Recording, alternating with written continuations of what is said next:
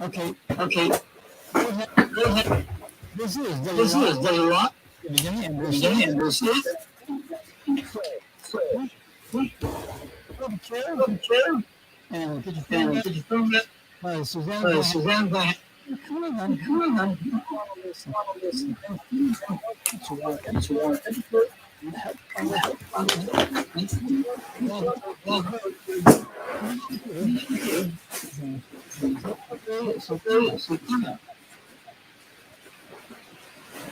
Hello there. I'm not hearing anything. Are you there? Could you? I'm here. Could you turn your volume on your speaker? We're getting a lot of echo. Mm.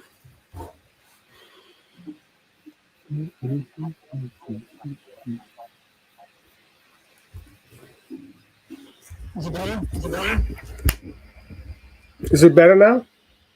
Yes, I think that's better. Well, no, I'm Okay. still. No. Can you Still turn it echoey? down? Yes, it's echoing. Okay, let me try my computer.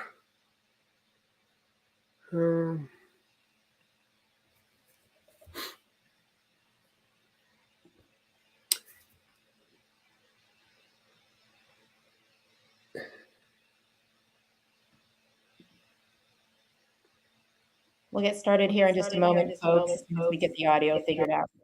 How about now? Okay, how's that? Is it better? Well, no, it's still echoey. It's still echoey? Yes. It never happened before. Can you put in earbuds or something? I can.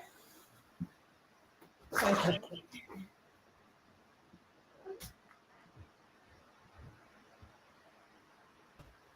Look, I'll make sure it's not me on my side. I hear the echo too. Sorry about this. It's just incomprehensible with the echo. Oh, I know what's the problem. I'm not using the right browser. Let me log on through another browser. Sorry about that. Okay. Well, the echo's gone, but hopefully Steve will be back. Good afternoon, everybody. Thank you for your patience. And welcome to Finding Our Fit. The purpose of our show is to help us all find our place in our crazy and beautiful world. In so doing, we will enrich our world and create a brighter future for everyone and everything, especially Earth. I'm also the founder and executive director of the Foundation for Family and Community Healing, whose mission is also to help everyone find our fit through mental, emotional, and relationship skill education and resilience. Check us out after the show and find your fit with us at healingedu.org. We do this program to help us make sense of our crazy and beautiful world so that we can choose the more beautiful side of that equation. Often we just focus on the crazy things in our life, forgetting that the other side is where we can find and create opportunity, wisdom, and healing. In Finding Our Fit, we focus on learning, growth, and how to become wiser and more resilient by adopting a healthier relationship with ourselves and everybody and everything.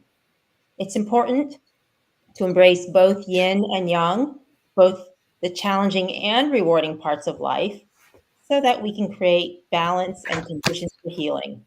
It's a practice we choose every day. Today, we're going to focus on businesses and how to help their employees and coworkers find their fit at the workplace. We know that work is a major source of either well-being or angst for people. It can either help them have a fantastic life and or a lot of misery and illness. I don't want to make this sound like it's either or, it could be both or neither. But good employers and supervisors know that a happy employee is a productive employee who shows up to work, manages themselves and their personal lives and their affairs at work, and tends to get along better with the team. One of the first things I learned after I got my first job as a professor and when I was starting my laboratory was the one thing I did not learn, despite years of school, was how to manage others. It was tempting at the time to just assume that the employees or students should know what to do and how to do it. And if they're not performing, then it's their fault. Well, that is somewhat true, maybe about 50% of the time or less, I believe. I actually feel that it's more true that it's the responsibility of the employer and the manager to set their team up for success every day. I don't know if the balance is 60-40, 70-30 or whatever, but the person who has authority, in my view, has a greater responsibility for the outcome than those that look to them for leadership and guidance.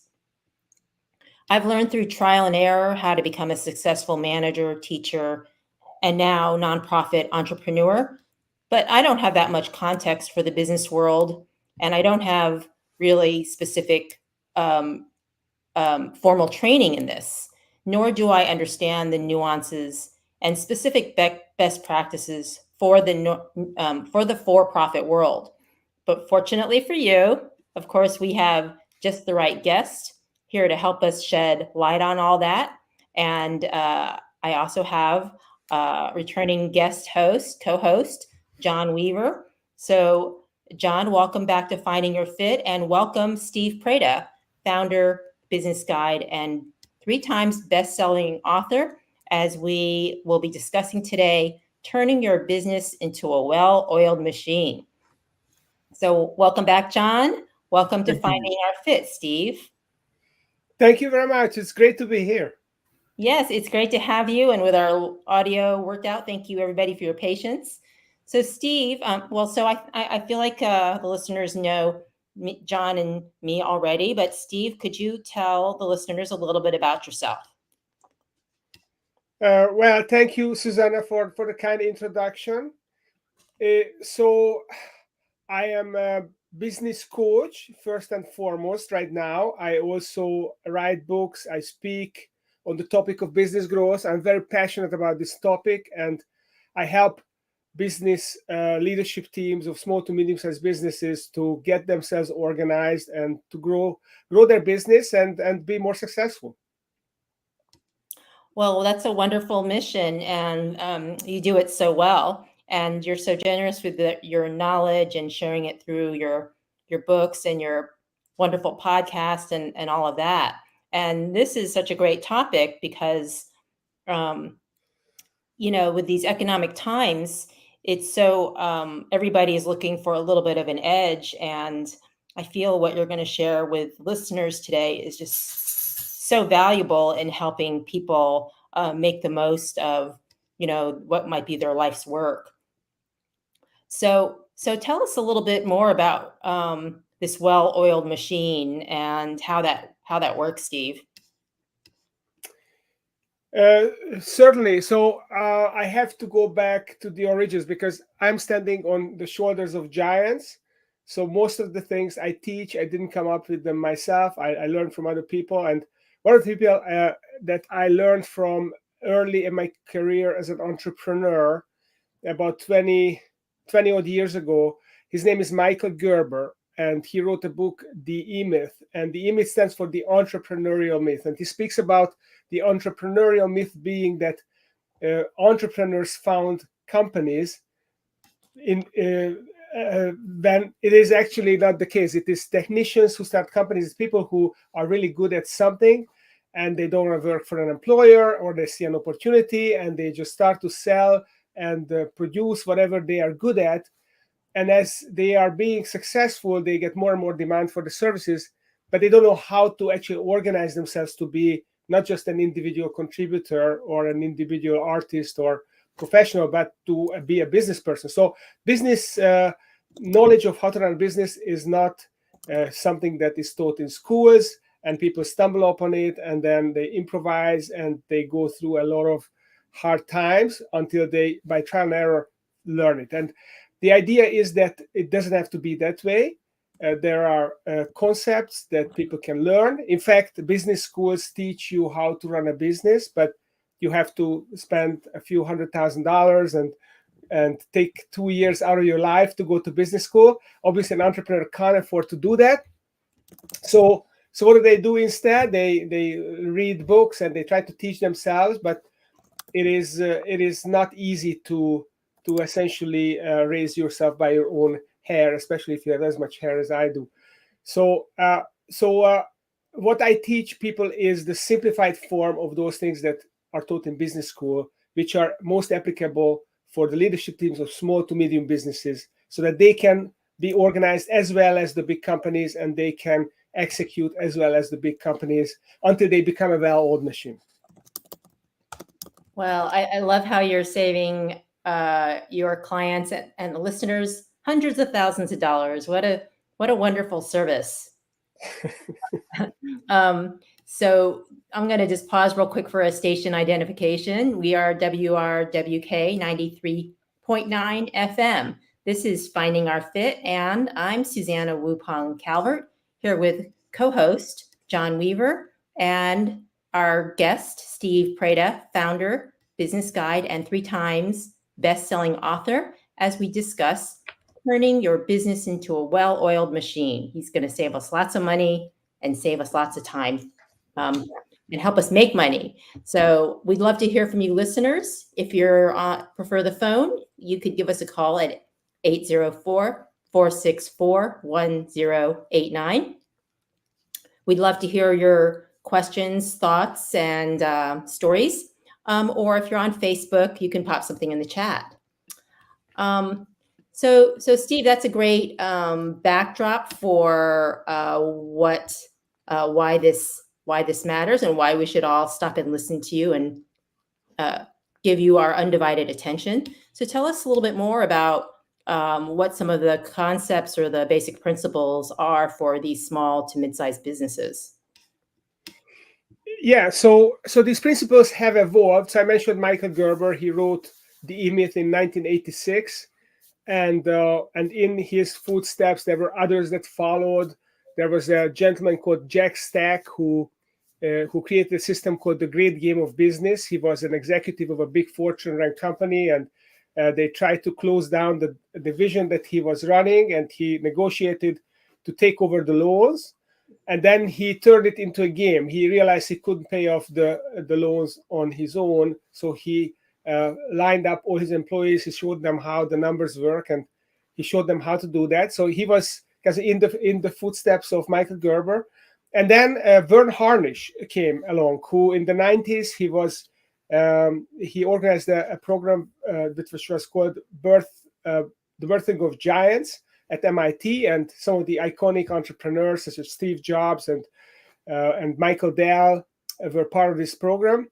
And he figured out that yes, the concept of working on your business is nice, but how do you actually do that? So he created some drawings and some concepts and some spreadsheets and tables that helped people walk through this whole idea of strategic planning.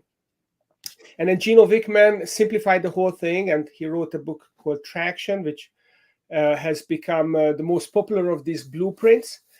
And I followed them, and I joined a group called Pinnacle, and they had this concept of the 5 principles, and I thought, okay, let's elaborate on those 5 principles. And I came up with 15 underlying practices, and there are 15 practices, 5 principles. And if a business implements them, then they will become a well-oiled machine. Well, that sounds like an opportunity too good to pass up. Do you want to, can you tell us a little bit about these 5 principles? Absolutely. So the 5 principles, so these all start with a P. So the 5 principles are people, purpose, playbooks, performance, and profit, in this order. So people is all about figuring out what is the culture for your business. So what made you successful along the way? What is the personality of your business, so to say? And can you express it in the behaviors that these great people exhibit? So it may be that they are hardworking. It may be that they listen to the customer. It may be that they have each other's backs, or they respect others. So there are these behaviors that have helped your business be successful. So you figure this out. That's the culture of your business, a very simplified way of expressing the culture of your business. And then the other thing that is important is to figure out the right structure for your organization to get to the next level. Because most businesses, they are built organically. There is a founder and they start doing stuff, and then they run out of time. Then they grab someone who is willing to help them, and whatever they are good at, they're going to take some things off their plate. And then another person. So it's going to be very organic. And as the company grows and some people leave, then the intuition is to just pull in someone else who would replace that specific person with their skill set. But that may not be an ideal setup for the company. Company may not need the specific skill set of a specific individual. They may need certain functions that will take the company forward, move the company forward. So the second thing under people is to figure out what are those functions that will help the business get work, do work, and get paid. So it could be anything from marketing, sales, operations, finance, back office functions, and so on. So what are these functions, and what do we expect those functions to deliver? And who is the best person in our organization to actually do this function? And when we figure out the culture, the behaviors, and the functions with the expectations, then we already are close to nailing this first principle, people. There's only one more thing left to be done at that point. One more thing left to be done. What's that? So basically, that is an organic process. So the company is not static. So you start with figuring out what your culture is, and you then start to look for people who fit that cultural profile, and they have the same behaviors and the same desires. But the company, as it's growing, you have to make sure that your people are also growing with the company, and that requires coaching. So it's very important that you identify the right people, the A players, people who fit your culture and can perform, who are your A players and A potentials, and help them grow, because they will help your company to grow. I'm just curious how, in your experience, what percentage approximately of business owners and leaders and managers understand and are committed to growth of their people? Is that pretty widely accepted, or do you find that there's lots of pockets of people who don't understand that? So that is an excellent question, and I would take a step back. So growing your people requires that you want to actually grow your company. And not everyone wants to grow their company. Now, most people will say that they want to grow their company, but it doesn't mean that they actually take action towards that. So it may be just an ideal that they think they want, or they, because other business owners grow their businesses, they think they should be doing that, but they don't really have a commitment. As you say, they're not committed to growing their business, because growing comes with growing pains, and people generally don't like to be in pain. So if they want to avoid the pain, then they will avoid the growth as well. So I would say only a minority of business owners really are willing to take the pain and live with the pain of growth so that they can grow. And then I would say a portion of these people will realize that they will have to grow their people in order to grow the company. So you're right. Some people think that the company is just an organization, it's just a machine. And if you get more sales, it's going to grow. But really, that's not yes, more sales will solve our problems, but you still have to deliver. and then ultimately to get more sales, you need better salespeople and possibly more salespeople or better processes. So even if you have a couple of customers that are growing so fast that they give you work you don't have to sell, you have to grow your people so that they can deliver more, and they can delegate, and they can recruit and attract and keep other employees for the company. So it requires a lot of growth, personal growth inside the company, for sure. Oh, and you have to grow yourself too, right? Tell us more about purpose and playbooks. Yes. So I just want to reflect and grow yourself, because they say that the neck is always at the top of the bottle. The bottleneck is always at the top of the bottle. So yes, the biggest obstacle to growing a business is the business owner, because they are not aware of what they need to do, or they don't do it. But let's move on to purpose. So when you have the right people in the right seats in your business, and they are and they are growing because you mentor them and they mentor others, then you really need an attractive, exciting purpose. So no business has a justification to exist just to make money. Making money is just a byproduct of a business providing a service or a product to other people that is valuable, that creates value.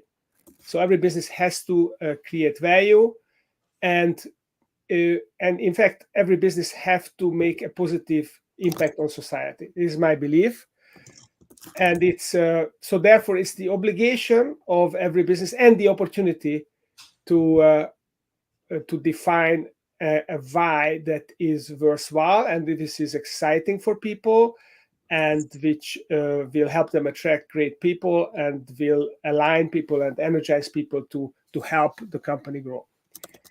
So that's the purpose, and the purpose has three elements.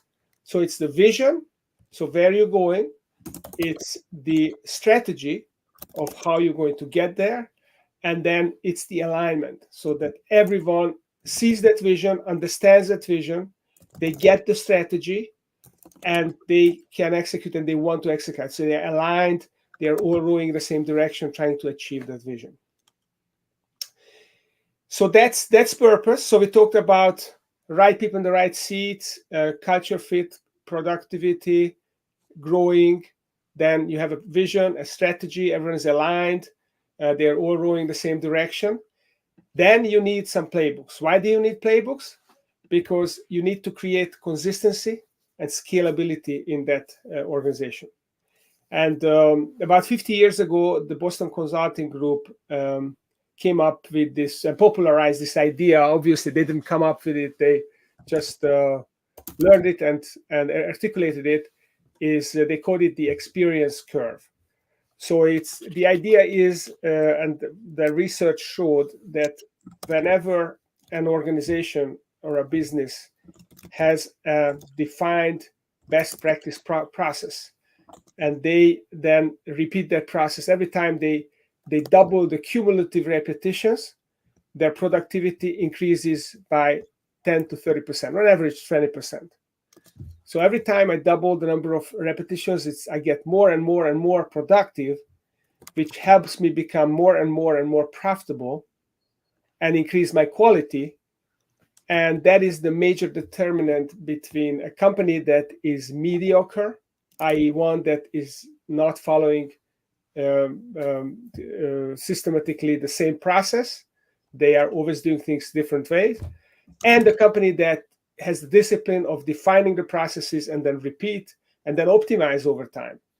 So that's how the scissors open up between the great companies and the mediocre companies. So we definitely want to be a great company. So we want the processes. It also is a tool to delegate. So as you grow the company, you will need to hire people who will not have the experience and the intuition of the founder or the senior management, or maybe even the next level of management. So they need process, they need blueprints that they can follow, and they're going to be hungry for it because they want to be successful. They don't know how to be successful on their own. They need guidance, and it's just not feasible for for the senior people to stand next to them and to guide them. So they have to create processes so that those people can do things the right way. And Steve, as I hear you saying that, the thing that comes to mind to me is, you may not have the best applicant pool per se, but if you have people that are of like-minded in values and like-minded in the vision of the company, through like playbooks, you can develop people. People can develop the actual technical skills of what it is that you're doing. But again, you're still looking for the right people in the right seats. And they don't necessarily have to have that technical expertise. That in itself can be developed. Is that what I hear you saying? But this saying that hire attitude and train for skills or something like that, I'm paraphrasing. But it is something like that. So you can hire people who don't have the skills, but they have the right mindset. They embody the culture that you have created and what made you successful. They kind of slide into it. And then you have to train them. And it's up to you to train them so that they will perform the way that your company needs, consistent with your processes and your ideas and your culture. That's that is super important. And also the other idea that you mentioned, John, which is that sometimes it's not the team that has the most stars that wins the championship. Sometimes the team which is the best team, where people play together and they are bonded together and they want the same thing and they support each other, they can become the best. And in sports, you see this all the time. I was born in Europe, and I like my soccer, and I like to tell the story for those that are not familiar. In 2004, we have the Euro in Europe. That is the biggest soccer tournament, and it's very, very competitive because Europe is the strongest in soccer. So that's more competitive than the World Cup.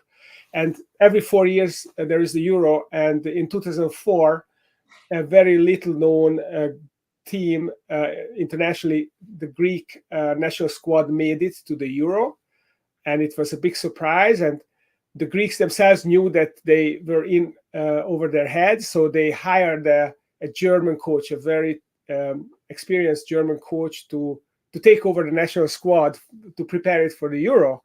And his name was Otto Rehhagel. He won the most games in the German league, the Bundesliga. And he walked into the locker room, and so there was no stars whatsoever. So he was scratching his head. How am I going to compete with the big European stars like Cristiano Ronaldo and Zinedine Zidane and others? So the Euro was in Portugal, and the first match is always between the host nation and the weakest nation. So they put Portugal against Greece in the first match so that the host nation can start with a win. That's kind of the idea. And and Otto Rehhagel, he figured out that it's gonna have to be the teamwork. There's no other way for them to even not get demolished by teamwork. So they figured out how to play a very defensive soccer, and they beat the Portuguese in the first game, which was a huge upset. And then they qualified for the direct elimination. And in the quarterfinals, they met with the French team, which was the holder of the title. The defender of the title, and they were overwhelming favorites. But again, the Greeks, defended like their life depended on it, and they had a free kick and they scored a goal, and they went through to the semifinals, and they met a team, the Czech Republic, which didn't concede any goals to that point, and they were winning by a big margin. They were big favorites, and then they beat the Czechs, and then they went into the finals, and the Portuguese also made it to the final.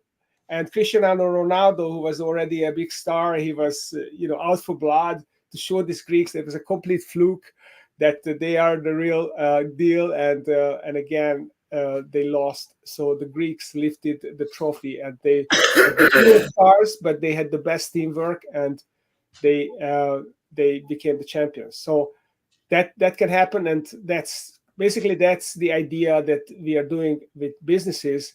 How to forge them into a great team, even if they're a small business, they can't afford the MBAs and the Harvard graduates and all those people. But by working together and having a great culture and having the discipline to execute, they can win. Well, I'm encouraged because you're out there in the world helping people learn to do better and create well-oiled machines. And I'm also discouraged because I feel like most places do the opposite of what you're saying. But Steve, maybe you could talk about the last two P's. Yes. So I think the fact that they are doing the opposite is the opportunity, because if they were all doing great, then we wouldn't have much room to grow, right? But because they are not, that's a huge opportunity. So the last two P's. So the next one is performance. So you've got the right people in the right seats. You've got a great purpose, a vision, a strategy. Everyone is rowing the same direction. Then you've got your playbooks. Everyone is executing consistency, optimizing, getting better. Then you want everyone to perform at a high level. You want to make sure that you have clear goals, and those goals are in line with your vision, and you break down, you have quarterly goals, you have metrics for every person in their function. So what are those activity metrics that will help them execute great? So for sales, maybe it's the number of presentations that you scheduled. Maybe for marketing, it's the number of LinkedIn posts. Maybe it is the number of articles you wrote, or the conference webinar attendees that you recruited. For operations, maybe it's having happy customers and having high satisfaction scores. For finance, it's collecting the receivables, sending out the invoices. So you've got metrics for everyone, and everyone knows what are the one or two metrics that will make their function perform well. And then you have those goals that move the company forward. We call them rocks, which help you go beyond the day-to-day execution, just keeping the business going. You are growing the business. So every quarter we have a handful of objectives that we want to achieve that we have not been doing before. And then you have a meeting structure. So every business, so the stage for the executive is the meeting. It's like, for the rock star, it's the stage. For the football team, it's the football field. For an executive team, it's the conference room, is the stage. That's where this is how they work. This is how they communicate. They solve problems. They hold each other accountable. They energize people. They inspire each other. So a great meeting structure is essential for a business. And then you have great communication. You have goals. You've got you measure your progress, and people like to be measured. So that's a misconception that people don't like to measure. They do, especially A players, because they're competitive. They want to play the game. So that's performance. And then the byproduct of the right people, the purpose, the playbook, the performance is profit. And the only thing I'd like to add here, I mean, there's more to profit, but the most important thing is that it's not enough just to be barely profitable. So if you want to grow, you want to figure out what is the elite level of profitability in your industry. Is it 10%? Is it 15%, 20% of revenue? And you want to engineer your business so that you can deliver that, because it allows you to grow the business as fast as your competitors. Because profit is the oxygen to the business. Even a nonprofit, I worked with nonprofits, and they said, we don't need profit. Well, guess what? You need to pay your employees, right? You need to put money away for a rainy day. You need to grow your marketing because you want to raise more funds so that you can expand your activities. So you need reserves. So let's not call it profit. Let's call it reserves. But you need to make some money in order to grow the nonprofit as well. Yes, and you need to invest back in the organization. So we are WRWK 93.9 FM. This is Finding Our Fit. I'm Susanna Wupong Calvert, here with co-host John Weaver and our guest Steve Preda, founder, business guide, and 3-time best-selling author. We're talking about turning your business into a well-oiled machine. So we'd love to hear from you listeners. Give us a ring at 804-464 1089, or if you're on Facebook, you could excuse me, you can pop your comments or questions into the chat.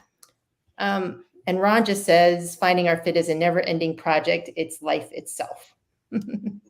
Okay, thanks, Ron.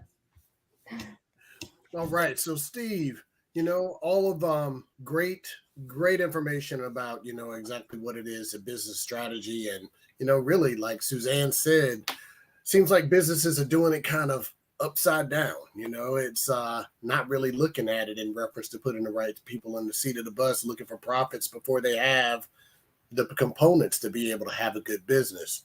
12% of businesses really close every year. I know that you believe that whole percentage can be turned around. Tell us about that. Why does it matter to make sure that we have these 5 principles in our business to help change around that 12%? Yeah, so when I was doing my research for my first of the 3 books called Buyable, so it's making business buyable, and what I realized, and it shocked me, was that the average lifespan of a small to medium-sized business is just 8.5 years, and 12% of the 1.7 million SMB, small to medium businesses in the United States, disappear each year. And the reason they disappear is because the founder retires and the business is not organized to be sustained. After the founder, there's no one to take it over, or there's a market disruption and the business cannot figure out how to pivot and how to do something else, or sometimes it grows too fast and runs out of money, and therefore it goes out of business, or people just are not able to attract and keep good employees because they don't know how to motivate those people. They don't know how to align them. So there are many reasons why this happens, but it does happen, and I call it business COVID. So it's an ailment. It's a pandemic actually in business, and I believe that this is curable. This business COVID is curable, not overnight. It's going to take a long time to find the vaccine, but we are working on the vaccine, and I believe that by giving people access to these concepts, this very simplified version of the MBA concepts that they can understand in 5 minutes and implement in their business, in their leadership team. It takes longer than 5 minutes to implement it, but it has to be understandable in 5 minutes. It has to be so simple so that people can just grasp it, and not just the CEO, but every member of the leadership team, so that they can grasp it, they get it, and then they work on, figure out, brainstorm together, how we're going to implement this. So if people have access to these ideas and the structure, which helps them stay with the system and execute together and work together, then I think none of those businesses would effectively would have to go out of business. They could keep on going beyond the founders, beyond the CEOs, because the next level would be growing up and taking over, and people would work together to figure out how to pivot when the industries are changing, which they are all the time. And I did the math. So if we stopped this business COVID and those businesses would not go out of business, then it would add 4% of the GDP growth of the US economy each year. So we would go from an average growth of 2.5% to 6.5%. So we would actually overtake China. We would grow faster than China if we did that. So I'm very passionate about this idea. I might not get there in my lifetime, but if we can reduce it from 12% to 8%, I'll die happy. Well, and everybody would be more profitable, and I think we'd all be a lot happier, right? So, I hear you with leadership. So it really seems as if leadership needs to create this environment. I mean, it needs to be an environment that fosters teamwork, an environment where people actually really feel like they belong and where they can actually be a part of that powerful story. Tell me a little bit more about, what leaders can do and the focus that they need to pay attention in reference to the environment that they create for their employees. So there are several things they can do. And I think creating 401k programs and and sick benefits and stuff like that is not the most important thing that they can do. I believe that the most important thing is that they articulate the culture, the core values of the business, and they start to give people feedback and attract the people who fit the values of the business, and be willing to not hire the people who don't fit. So that's the first thing they can do, and that will make the business a lot more energetic because like-minded people work together. The second thing they can do is to articulate the why for their business, and this is huge, and very few companies do it well. A couple of big companies that everyone knows about, like Tesla, so they are not about building electric cars. The why of Tesla is to help transition the world to sustainable energy. So it's a much bigger idea, and people who are passionate about sustainability, they love that. They love to be part of that story and to help that happen. Or the other, Elon Musk, I'm only mentioning him because he's the most visionary entrepreneur of our age.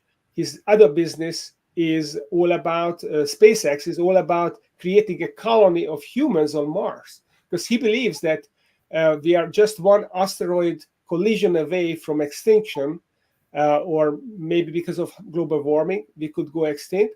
And maybe the humans are the only self-aware self-aware entities in the world, and we have to protect humanity and create an imprint. So it's a crazy idea, but he's passionate about it, and the people around him are passionate about it. So can you come up with an idea like that? And it doesn't have to be that big. Give you an example. One of my clients is in the business of manufacturing and distributing packaging equipment. And their why is they want to save people from unhealthy and unpleasant tasks. So that's what they are passionate about. I have another client who is in telecommunication. They serve the government. They provide communication solutions. And their why is they want to help the government to communicate safely around the world. And the idea is that we have troops all over, and often they are out of touch, and we don't know what's happening to our family members and our troops. And we want to be able to communicate with them safely wherever they are, so that we know that they are okay. Or if they are not okay, we can help them. And the CEO, who is a former military person, he was very passionate about this. There is a company that I work with who are converting houses to net zero, and they want to convert 1 million houses to net zero by the year 2040. And you might have to explain what net zero is. Net zero means that the house is self-sustaining in terms of energy, so it doesn't need to be on the grid. It's got the solar panels, it's got the heat pump, it is well insulated, so they can produce their own energy. And even if there is a war and the energy is gone, they are fine because they are completely self-sufficient and they don't burden the environment.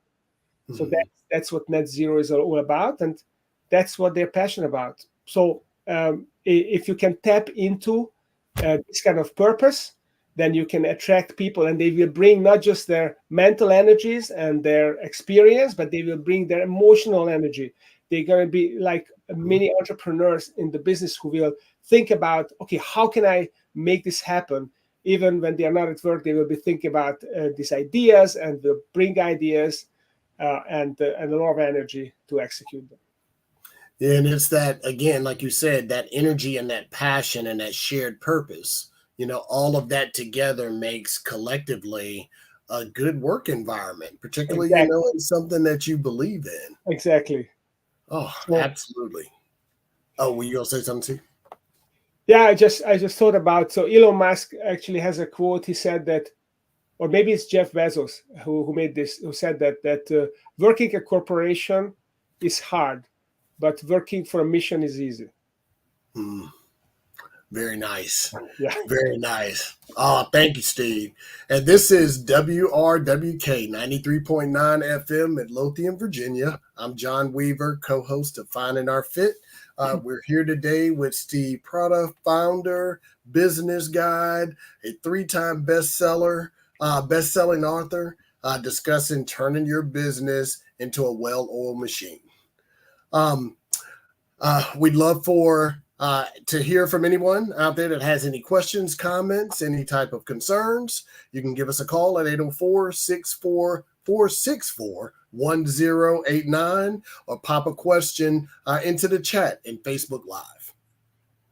All right. So, Steve, so what can we do? What can business, I mean, people that are listening to us right now, I mean, all of it sounds good. You've got somebody who started off their business, not quite under this structure, not quite in this plan. What can they do to reroute, turn around, or what type of advice can you give us with regards to being able to get on this strategy for changing our business? So it's never too late to start. I have a client who started this process when he was 73 years old with his company. And he wants to change. He still is green and growing, and he's willing to change, and that's great. So it's very, very easy. You pick up a copy of Pinnacle, 5 Principles that take your business to the top of the mountain, and you just read it. I think it's an easy read, and it's very structured. So you go to people first. I call it 5 mountains. You climb 5 mountains. The first mountain is people. So it's basically people. It's culture, function, and coaching. So how do you define the culture? How do you draw the structure? There are drawings in there, so you can just follow the book. That's one way. You can also listen to an audiobook as well. The second way is to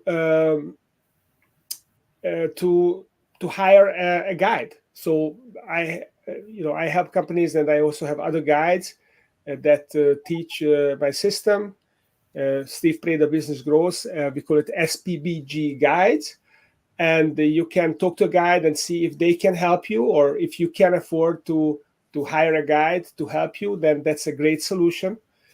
I'm also going to launch by the end of the year a portal with all the Pinnacle tools that people can self-coach themselves. So I will be teaching all those tools, and they can subscribe to the portal, and they can watch me teach these tools and work with the leadership team.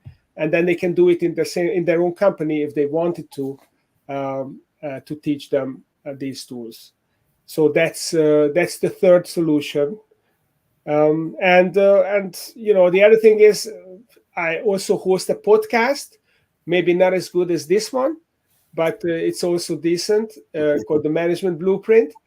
And I interview business owners about business frameworks, because every entrepreneur I found, they all come up with their own frameworks, which are sometimes ingenious. So just following the podcast and watching the videos, and we also have a LinkedIn page where we post 45-second summaries just about the framework that is discussed in these podcast episodes. So if someone goes to the Steve Preda Business Growth LinkedIn page, they can watch several frameworks in a few minutes with TikTok style videos that are really engaging, and can learn and implement some of these concepts themselves. Okay. Like you said, right? Quick, powerful, right? Just the meaning, something that everybody can grasp. Can you tell us again what that podcast is, Steve? It's called the Management Blueprint podcast. Okay. Management Blueprint. And, it's on YouTube, it's on Apple Podcast and everywhere else. And the LinkedIn page is Steve Preda with an E, not like the fashion brand. So Steve Preda Business Growth. And you Google that, or you Google my name, Steve Preda with an E. You can stumble up on that page as well. And we also put we put the drawings there, and we put infographics every day. We put several posts up there, and you can really follow the whole Pinnacle process. You can watch the videos, and you can familiarize yourself with these ideas. Okay, very good. So Ron had a question. You answered this a little bit, Steve, but maybe you could elaborate on whether your strategies, your 5 Ps, would work for nonprofits like the Work FM. Only if they want to grow. You want to grow, Ron? So seriously, that is the acid test. Yes, indeed. Yes, it did. Okay, so that's the acid test. If there's desire to grow, and if there is leadership, because that's another ingredient that's really important, that someone is willing to step up and lead the charge. So there has to be leadership. If there's no one to take the lead and they're just waiting for each other, that doesn't work. So if you have a leader who wants the organization to grow, and the leader is willing to make decisions and to make changes, then definitely a nonprofit can use this. And many nonprofits are successfully using systems like that. All right. Very nice. Very nice. So are there any individual service? I think I'm hearing I don't know, Ron, if is that your mic and the feedback that's coming back? Gosh, I don't know. But let me veil this in case. Oh, there we go. Okay. All right. So any particular services, Steve, that you offer, individually, that you want to share with us? So I work with leadership teams of organizations that are typically between 10 and 250 people, okay. Sometimes a little smaller, often larger. Basically the idea is that those are the organizations that need someone to implement systems like that. If you only have 2 or 3 people, then you probably what you need to know, you need is maybe a business coach who will help you personally. So I work with leadership teams, and I help them figure out how to, what is their mountain that they want to climb, and how to go about it. So we discuss what are the challenges, what are the opportunities, what is the desire, and if there is a desire, and if the team buys in. So it's important that it's not just one person, but the team generally buys into the idea of change and growth. Then this can be very successful. All right. And so I'm a mental health clinician, so I have to put my mental health plug in on this. And, everything that I hear you talking about, just the environment. I mean, the vocational stress that we deal with, like you said, how do you put it? COVID. Business COVID. Business COVID. It's that whole vocational stress has a lot to do with leadership. It has a lot to do with the environments that we go into every day. We spend a lot more time than we spend in any other individual place. And being able to feel that purpose that you have, and a purpose with your life, something that's more connected to just, than just a paycheck, will go a long way. So I just encourage all the business future entrepreneurs that are listening to us today to think about it. Reach out here to Steve with regards to understanding how to really grow your business, get yourself off to a good start.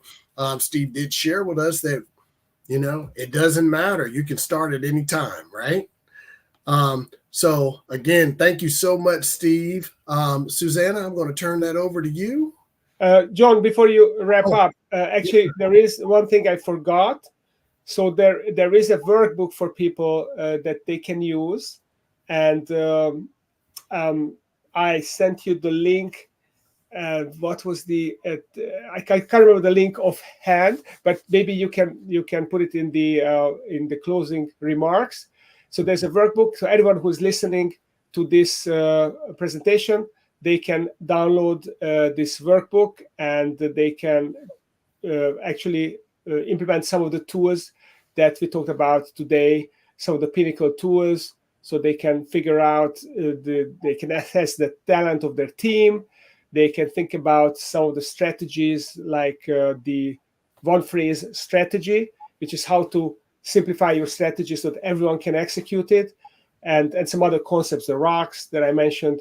It's all in there, and they can study it. And if they have questions, then feel free to reach out to me. LinkedIn is the best place to reach out to me, or on my website, stevepreda.com. Wonderful. Well, thank you so much, Steve and John. And we have a couple of minutes left, so I'm going to just ask Steve another question, because you have so much, you covered so much great information in this 55 minutes. And there's some wonderful resources, and you're so generous to share the handout. But as you were talking through it, I was thinking, 3 easy steps, but they actually sound really complicated. So would somebody like me and Ron actually be able to go through your book and actually work through things without hiring a coach? They sound harder than they sound harder than when you rattle them off. Yeah, I think Einstein said that we have to simplify everything to the greatest possible extent, but not any further. So I'm not saying that this could not be simplified further, but I mean, growing a business is a big deal. It's not completely trivial, but the thing is, the most important thing is to start. So if you start, you're half done. And one of the things that you can start doing, maybe a very simple step, is to just have a weekly meeting with your team and go through a very simple agenda. It's a 5-step agenda. So just check in, let everyone help share a piece of personal good news and piece of business good news with each other. And then, check your goals. Are you making progress on your goals? Take 5 minutes for each, and then maybe take another 5 minutes, look at your KPIs. So if everyone defined 1 or 2 metrics, number of proposals for sales, for example, or number of donors that you contacted, could be for a nonprofit, or the number of people you coached, could be for a CEO of a nonprofit. So check your metrics. Are you hitting your metrics, your weekly metrics? Take 5 minutes. And then go through your action items. Are you executing what you agreed last week in that meeting that you would do? And then, what are your topics? What are the opportunities? What are the problems? And address them, have a good conversation, and try to make decisions. That's very, very important. If you do this meeting once a week, you're going to make fantastic progress. I gather from your advice that not everybody meets with their leadership team regularly, which is, something I'm not going to lose sleep over that. But it's been wonderful having you on both on the show, and thank you, Steve, for your insight and your wisdom and such practical tips and such accessible resources, including the handout, which there is a link in the Facebook chat. And the many resources you make available through your generous podcasts and other resources. So I just want to remind everybody around my yippee dog that please join us between shows at healingedu.org, so we can develop the resilient skills we need so that we can thrive together. And that Finding Our Fit is also undergoing our own strategy shift after several meetings to focus twice a month on what's missing with co-host Jay Howard Kyle, second and fourth Thursdays. So join us for that sub-series of Finding Our Fit. And so just like to thank you, listeners. Thank you again, Steve and John. Wonderful spending time with you. And thank you, listeners, for joining us. And make sure you check out Steve's resources and contact him if you need some support. I know you will find it so valuable. This is WRWK 93.9 FM, Finding Our Fit with Susanna Wupong Calvert, and saying good night. And thank you, Ron, for shepherding us through another week of the show. Thank you, guys. Really enjoyed it. Have a great rest of the week. We must do this again. All right, folks, back to our loop. Thank you very much. Very much. I'm going to work hard to find my